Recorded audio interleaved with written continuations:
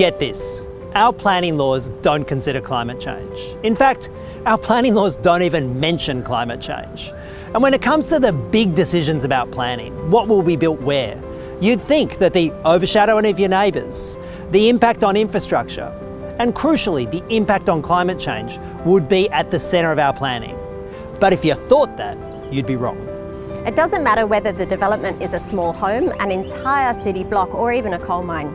We need our laws to take into account the effect on the natural world. Planning in New South Wales is big business and it has a big impact. And right now the system is approving development with massive carbon footprints, but they aren't required to take any of that into account.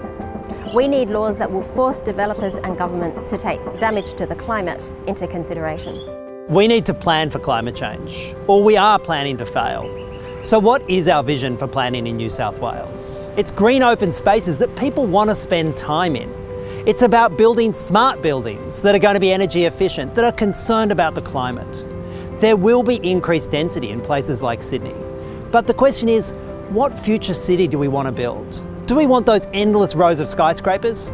Or do we want a human scale development, green open spaces, a livable city that we would be happy to hand over to our grandkids? Imagine a sprawling city cloaked in an urban canopy. Imagine biking or walking along paths under street trees. Imagine plenty of green spaces for our kids and our grandkids to play in. That's our green city future, and it's within our grasp. The Greens believe in planning for the environment, and we've got 3 ways we want to achieve this. First, all planning decisions have to consider all the impacts on the climate. Second, our local councils need to be part of the solution and put in place local climate action plans.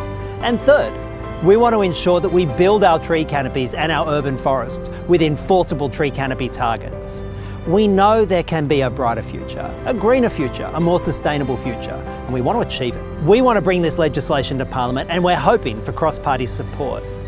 But more importantly, we want your support to turn this vision into a reality in this state.